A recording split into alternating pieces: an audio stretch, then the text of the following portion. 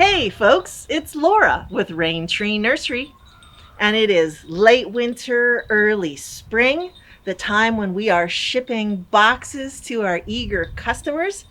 And every day we get calls from people who are not ready to plant their plants once they receive their box, and they wonder, what can they do?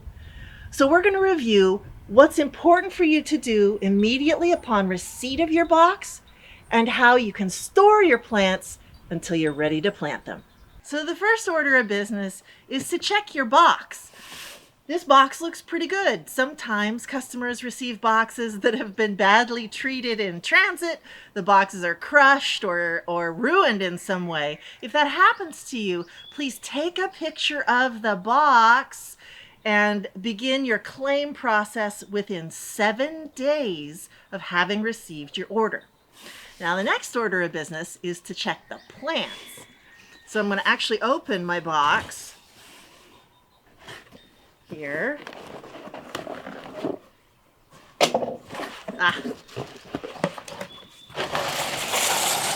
And what I'm going to do is double check against my receipt. There is no paperwork inside this box, so please have a copy of your receipt handy, especially if your order is large. Now, we can see here that I've got my Cascade Delight Raspberry tucked down low. I've got my hydrangea in the center here. I've got my Ashmead Kernel tree. That's what I ordered, so I know that this order is complete. I'm noticing that my hydrangea is leafing out a little bit. That is not a problem. It's a very eager plant, and I'm happy to see that. But that's not leafing out enough that I would be worried about it. The next thing to do is I'm going to lay my order out so that I can account for everything. If I think I'm missing something, I want to make sure that everything is here. And sometimes we will take our smaller plants like grapes or raspberries or currants or gooseberries. We will tuck them down low and you can't actually see the tag. So you might think that it didn't get included in your box. This is why it's very important to go ahead and lay everything out and account for the entire contents of the box. All right, now I've got everything unpacked. And I have also kept my packaging materials right here. If for some reason I couldn't find something, I would want to double check my packaging for anything missing, mycopacks, so that I can go through all of it and make sure that nothing is tucked in a little crevice somewhere. And now it's time to take a look at my plants.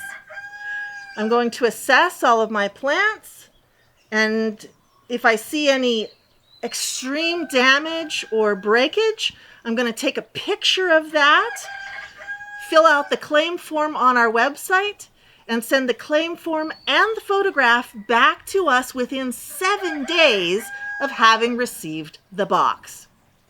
So everything looks good here. This one looks fine. You know, it's not unusual to find a little bit of dry stuff. You can take those off if you like, but there's no catastrophic damage. Nothing is broken at the graft. Everything looks good. If for some reason I was missing a plant, I would lay everything out like this so that all of the labels are clearly readable. I would take my picture and I would send that with my claim back to Raintree within 7 days of having received the order. Now, if you're not exactly ready to plant these plants yet, the thing to do is to wrap them back up and put them back in the box for storage. You want to make sure that you wet down the packing material so it stays nice and damp but not soaking. Put everything back the way you found it, like this. Put some more wet paper on the top and then roll everything back up. If it was a really big package, you might take a wet towel and wrap everything up with that. The goal is to keep it cool and dark, just like this. I'm going to put it back in my box.